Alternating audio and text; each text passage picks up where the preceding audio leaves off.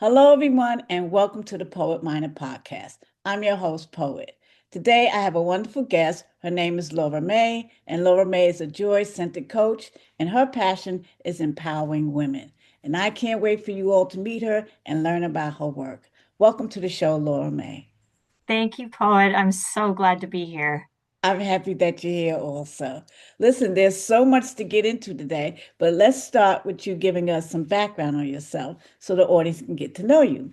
You have a MSW, a RSW, and an MA. Tell us what the Yes. alphabet mean and what you've done in those fields. Okay, so MSW RSW in Canada means Master of Social Work, Mhm. and RSW means I'm registered, which means I'm part of a college and I'm monitored for my profession.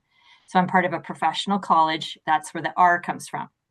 And so for 25 years, I've been serving in the capacity of mental health, supporting folks in their health and healing as a master of social work. Yeah, so that's that. And then the MA is a master's degree in art, culture, and spirituality.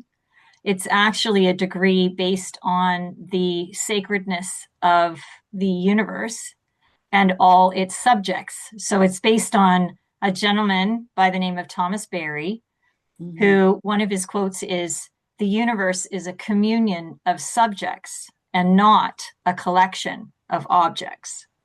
And so, in this study, in this master's degree, I studied many forms of spirituality, and we really also dove into human potential and the importance of the role of the human in this, in keeping with and working toward the sacredness of all persons, including tree persons and frog persons and land persons and river persons. So it's really bringing everyone together. And so I had the great pleasure of studying in Oakland Hills, California, and also in San Francisco at the CIIS, which is the human potential component of it. So yes, so a little bit of a background of what I have studied so far. Yeah, a little bit of everything. Yes. Yeah, yeah.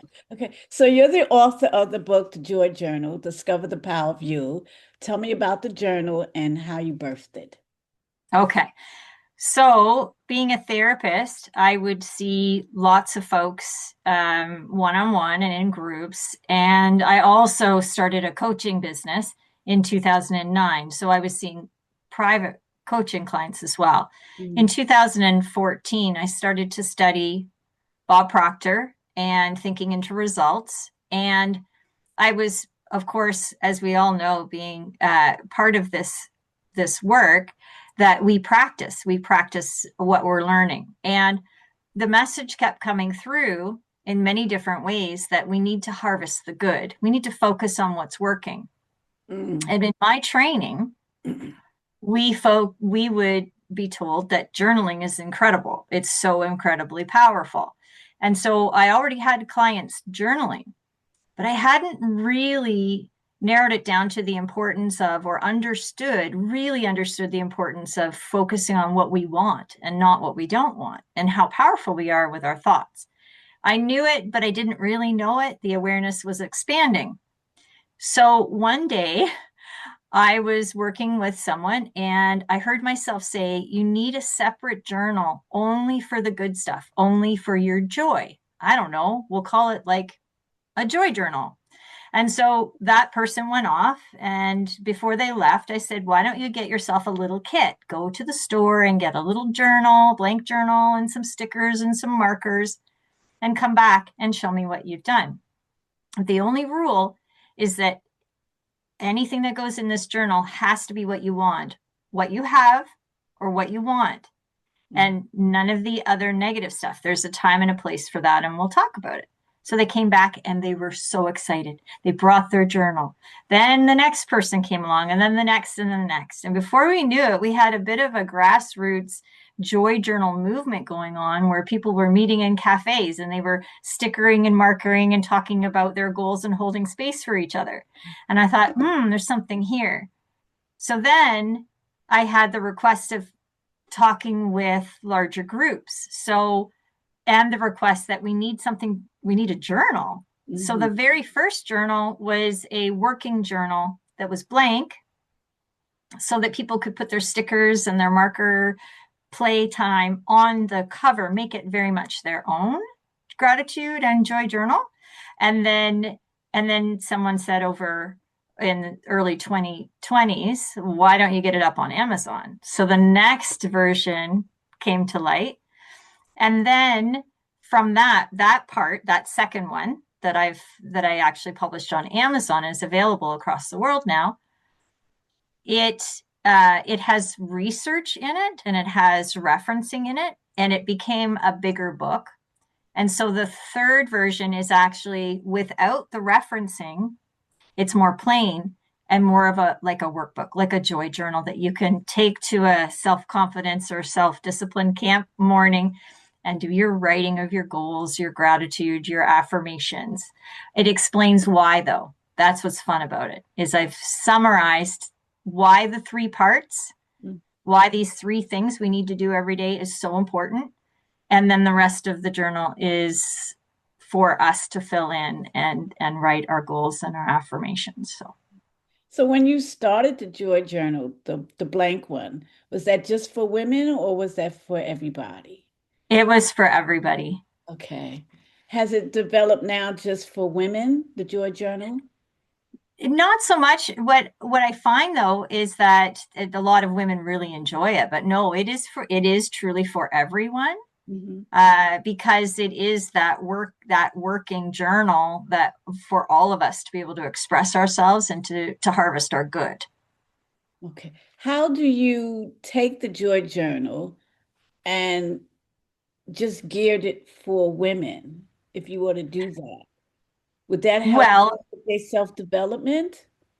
absolutely. So, an example of that is having women entrepreneurs in the area that I live in invited me in as their guest speaker, and I call it worked the journal, and we worked the room. So it became a wonderful mastermind type idea where folks were sharing, real estate agents and entrepreneurs, different people in business were sharing what it was that was truly in their heart, whether it was the next stage of their business or it was something personal that they really wanted to work on. So we'd have people go on the hot seat and share their goal, and then I would help apply the fundamentals of that. So and then they each received a journal. So when they left, they can continue the process. Oh, So yes, and actually just recently there was a media post just as a remember when Laura May came in and reminded us to focus on our joy. So yes, the women of this area have really benefited, and it's not the only one. If more than just women are interested, absolutely, but it so empowers women because I think our voices can be quieted in a lot of circles still, unfortunately. And this way, even if for whatever reason we don't feel we have a voice in the circles we're in, we still have that in our own lives, and it helps us to get really clear on where we're willing to, even if it's a risk, where we're willing to share our voice. absolutely. How would you, as a joy-centered coach, describe joy? So in the Joy Journal, the first one that's published, one of the sections says, why joy? Like, why is joy important? And the first thing I want to point out is the importance of us all knowing that joy is not something we go outside and find.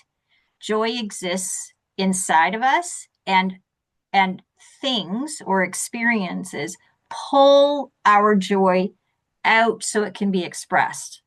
So joy is who we are.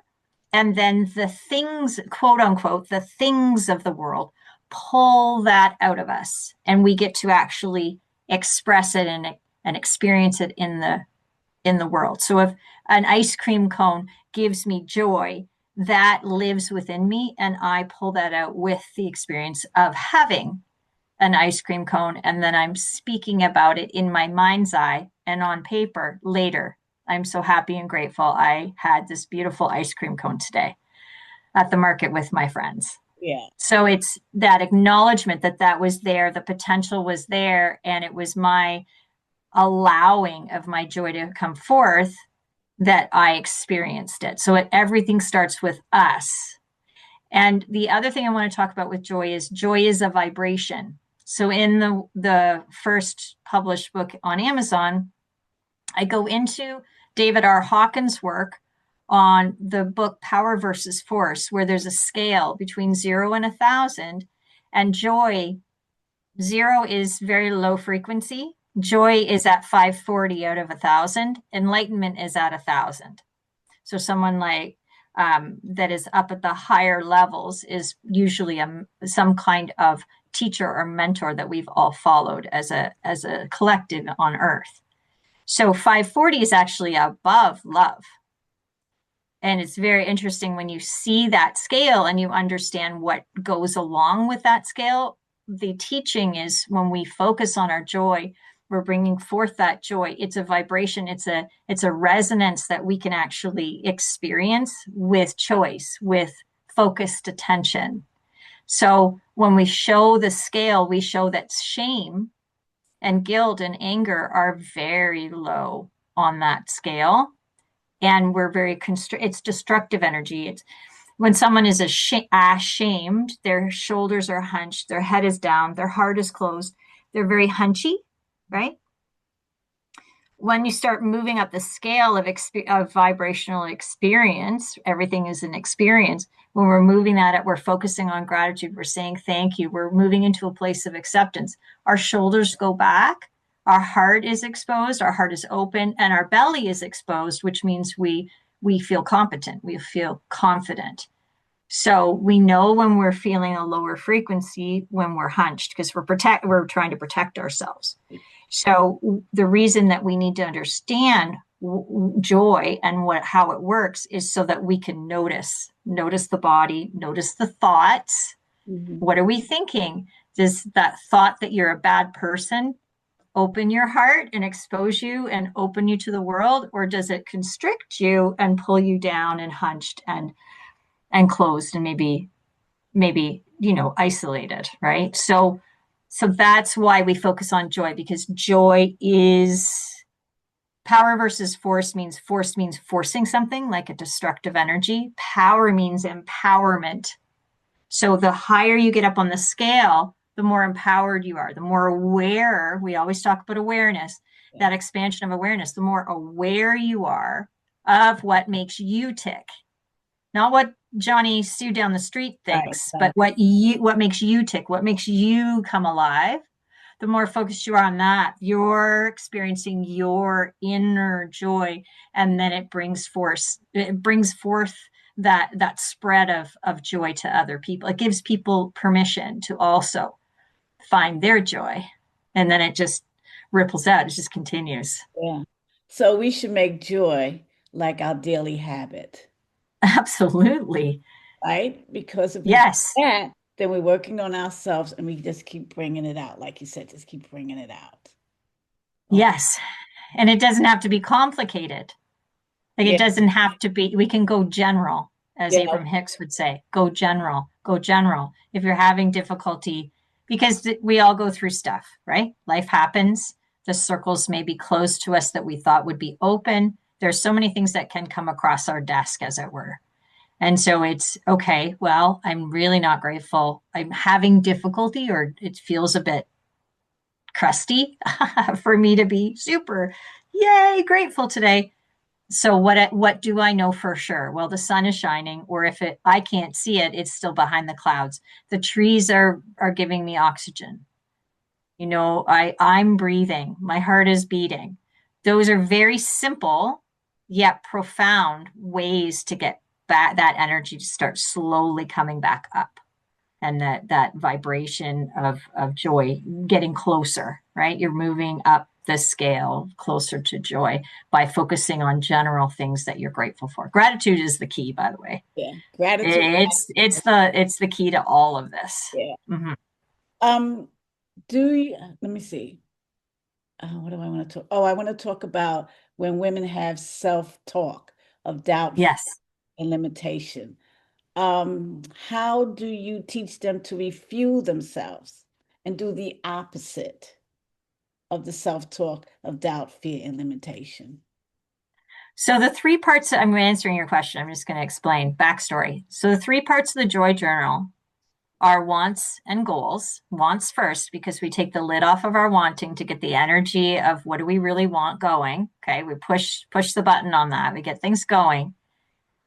We have our gratitude and appreciation, and we get that going. And then we notice where the thoughts are that are not serving us. The third part of the joy journal, which is the third thing that brings forth our joy, is what we call personal affirmations.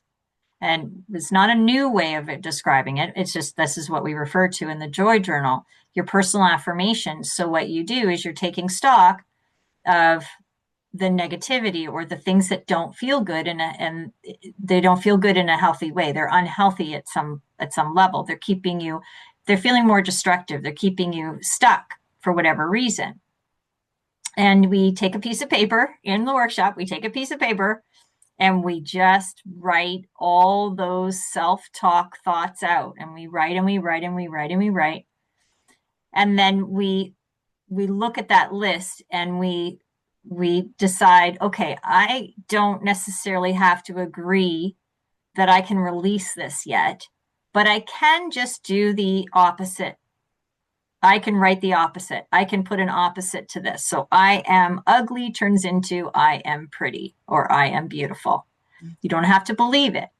Just like the ABCs, you didn't have to believe in the ABCs to learn them. You needed time-spaced repetition. Read the same thing, write the same thing, learn your ABCs over and over and over and over. Somebody gave you an extra cookie. If you got your ABCs right, it's sunk into the subconscious mind. So now you know your ABCs. You didn't have to believe in them. I believe in you, ABCs. No, you just had to repeat it. So in this practice, we write out what's not working. We write out what feels like caca, and we get it all out. Like we throw up on the page. We go through the list and we opposite it. We say, okay, what's the opposite of that? And we write it into our joy journal in our personal affirmation sections. And then we take that piece of paper as a ritual, like together, and we rip it up. And we say, no, that's enough of that. No more. I don't agree with this. This is not true. And a lot of folks have said to me, but Laura May, I don't believe it. That's okay. Just keep doing it. Just trust me.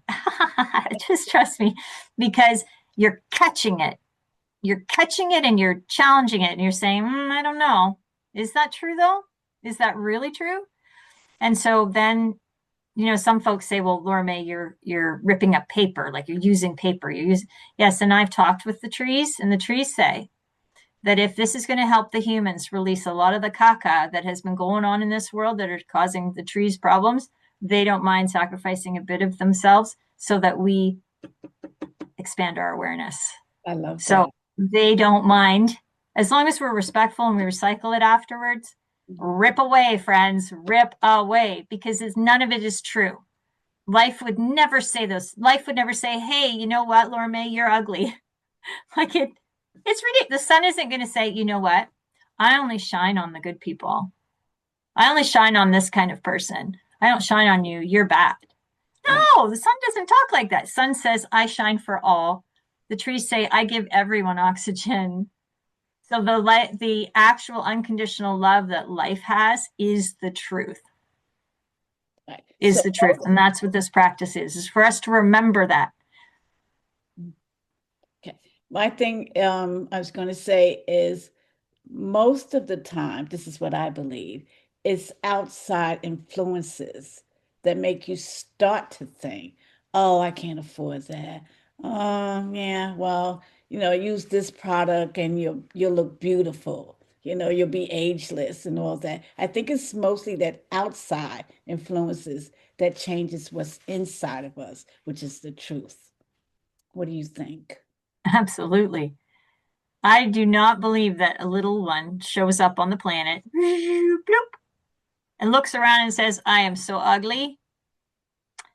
Children love themselves. Bob Proctor would say, Look at my knees. Look at my knees. Like the little ones, they're like, I love my knees. Look at me jump up here. Look at me do this. Look at me do that. They're not filtering. They are so free. They are so excited. They don't really care about what other people think. It's when the punitive kicks in and people's paradigms, people's worldview, people's conditions, people's rules, blah, blah, blah, blah, blah, society. It's like the individual, it's mom, dad, self, or someone else. Where did you learn that imprint from? Mom, dad, self, or someone else? Mom, dad, self, or someone else? Someone else includes society, culture, corporation, marketing, la, la, la, la, la. Where did you learn that from? And is it even true? Well, the little one's like, no, I'm amazing. There's no apology for existence until a certain point. And usually it's around the time you go to school. Sit down, be quiet, stop daydreaming. For me, I'm the teacher at the front of the class, and you need to do this for me. So then you get punished if you don't, and you get rewarded if you do. And then that whole think and grow rich 6 ghosts of fear, where it says fear of criticism kicks in, and the fear of loss of love kicks in. And then now we've got our fear being manipulated by the folks that came before to push the agenda of whatever it is that they need you to be doing for them, without the awareness or the recognition of individual beautiful sacred celebration. And that's where that quote from this at the beginning of this podcast comes from. We are a communion of subjects, not a collection of objects. And no human gets to come along and say you're worthy and you're not. Exactly. Yeah. It's ridiculously inappropriate for us to have systems design on the ones that are right and the ones that are worthy and the ones that are not worthy. That is all not true. So yeah, I'm a little bit passionate about this, poet. Our history is based on fear. Fear is a management tool. Fear wants one of two things. It either wants company or it wants customers. I like that. That's building. So when you go to school and they say, you're a good little Laura May because you got an A and you made me happy, that's wanting some conformity, right? That's wanting you to please them, right? And the fear is the little ones around like, oh, she's going to be okay and I'm not. That's that sense of control. That's the customers, right? Yes. Yeah. I apologize. My head is down. I'm writing. Yeah, no. So we either want company, like, so the little ones are like, okay, everybody, let's be scared together then. And if you pan out, I like to say pan out like a camera. You pan out and you watch folks. They're terrified 24/7 because they are still plugged into the system that says stay scared so we can control you. Sorry, it's radical, but it's true. No, it's Show true. me that I'm wrong and I will stop. And we only have so much in our sphere, right? We only have so much influence in our sphere. And I'm not saying we can't influence a whole universe, but I'm saying when it comes to stress and anxiety and worry, and what do I have a say over? We have to start with ourselves. That's what I love about the Joy Journal is it's this place where I'm asking myself, what do I value? What's important to me? That the quote the other day on one of our sessions was the pilot checks their direction frequently. The pilot checks their direction frequently. So are you checking your direction? The Joy Journal reminds you to check your direction every day. I love that. What's going on inside of you and what's happening outside of you and what part are you playing? One of the other quotes is, the buck stops here, right? Yeah. Like what taking full and complete responsibility for your results. If you're not cleaning, if you're not cleaning yourself with the writing out down the not true and replacing it with the true or what you would like to believe about yourself or know about yourself or feel competent about. If you're not doing that clean out, you're building up toxins in your system and you're so much more vulnerable to the next media post that's going to tell you to go do something you actually authentically don't align with. So how to stay true to yourself and really know yourself is to clean out anything that's not true. Is it mom, dad, self, or someone else? Mom, dad, self, or someone else? Where did you get that from? What is the truth?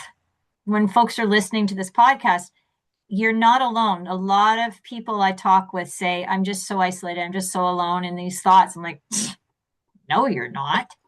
You're connected into a fear network of radio signals, of low frequency shame porn. That's all that is. That's not even you. That's not you. What if that were only you and you're isolated in this experience of these intrusive thoughts that don't sound very nice to yourself? Why would every single person I talk to on the daily say the same? They're thinking the same thing about themselves. It's got to be a network. Yeah. Can't possibly be personal. Yeah. We're all in the same frequency sometimes. Before we close out, tell us about your first women's retreat in September. Okay. So on September 26th, I'm holding the very first it's a retreat for women. I'm calling it the Sacred Daughter. And it's actually for women who do not have mother support. So if from their perspective, they are not receiving support from their moms in a way that feels nurturing and supportive. So that could be for many reasons. It could be because they're estranged from their mom. Their mom could not be well enough to parent anymore, to show up in that role of mom. It could be that she's died. So there are a number of different reasons why a woman feels that she doesn't, or her mom's present, but not present, right? She's there, but only able to show up in very minimal ways. And even in some cases, she's parenting. She's the woman who feels like she doesn't have mom support is actually parenting her mom. And so it's very stressful for a woman to wake up in the morning and not feel that she has the support from a woman. And we all hope it's our own moms, right? That's just part of our DNA. It's part of our archetypal patterning. However, what the retreat does is it says, okay, if we can't have mom,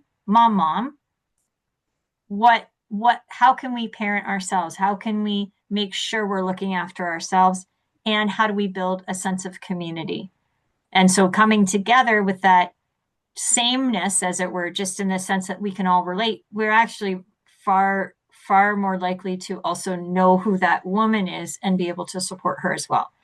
And it's a day on the farm. So we've got goats and chickens and horses, and it's out in the middle of the country. And lots of food and snacks. And I'm going to bring the joy journal, and I'm going to share some strategies on how to calm the central nervous system, because somatics is very important for all of our.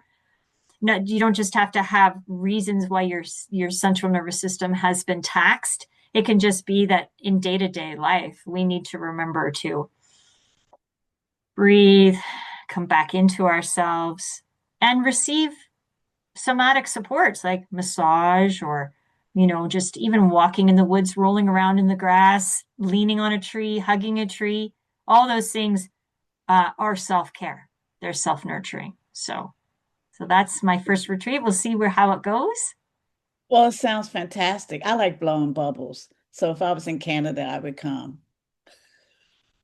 I love bubbles. But Ah, before okay. we Well, I guess I'm putting bubbles in my gift bag. That's a great idea. bubbles are great. Bubbles are great. But before we leave, I just have one question. This is my personal question. The Joy Journal. Should we start with the first one Well, the first one is or just the last one? well, it's a great question. if this is the first one on Amazon. I know it's hard to see because of the blur, but maybe that'll work. Okay. So this is the one on Amazon that has been out since 2022, and it actually has a date of 2018 because the original one was published in 2018. Okay. But this one has the 3 sections, which they both do, but this one is separated into 3 sections. Each section explains why. And this goes into a bit more depth on the joy vibration. And so it has a bit of research, but it is out of date in the sense that the research was done, a while back, but it does have some research in it. And then this is the newest one, and this is guided joy. And again, sorry, it's not coming clear, but it just has the 3 parts and why they're important. What is a goal, right? What is a goal? So we talk about the 3 different types of goals that are outlined in Thinking into Results, but I've generalized it for this. And then talking about how it's important to set a big goal, right? And what happens if you do. You're going to hit the terror barrier, but that's okay. You have to keep going. And then it has your gratitude and your personal affirmations, but all the pages for the work are at the back. So the most of the journal are blank pages where you just check, okay, today I'm doing my goals.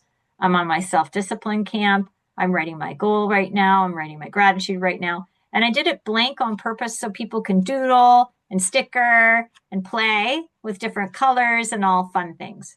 So there's a bit of a description at the front of this book, and then the rest is a journal. Awesome. I hope that's clear.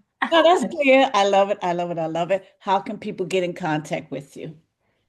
Well, the best way, there are 2 main ways. So on Instagram, my handle is hot, like, whew, it's hot in here. Hot for FOR success.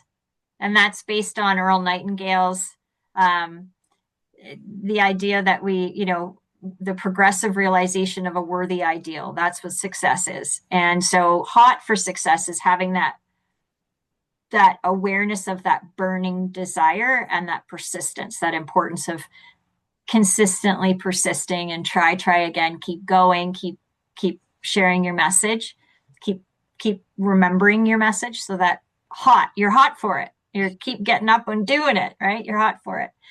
Burning desire. And then my website, which I haven't updated the latest joy journal yet. It's in process, but the website is No Self Services. So that's with a K. So get to know yourself. And KNOWSELF. NoSelfServices.com.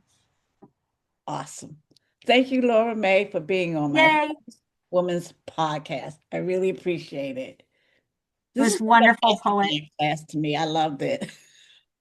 I so appreciate the work you're doing, Poet. It's so important. Thank you. And I want everybody to know that they're all sacred celebrations of life. And don't let anybody tell you that you're not. Absolutely. You're powerful. You're a powerful creator, and you're a sacred celebration. Thank you. Thank you. And thank you, everyone, for tuning in to the Poet Minded Podcast. See you next time.